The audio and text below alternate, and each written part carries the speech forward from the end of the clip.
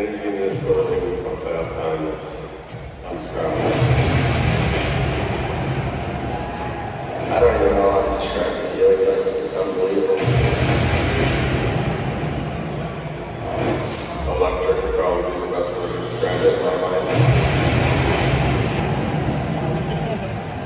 The energy in playoffs, I don't know if I could describe it. It's kind of second to none. I would never compare our fans with anyone because we got the best fans in the world.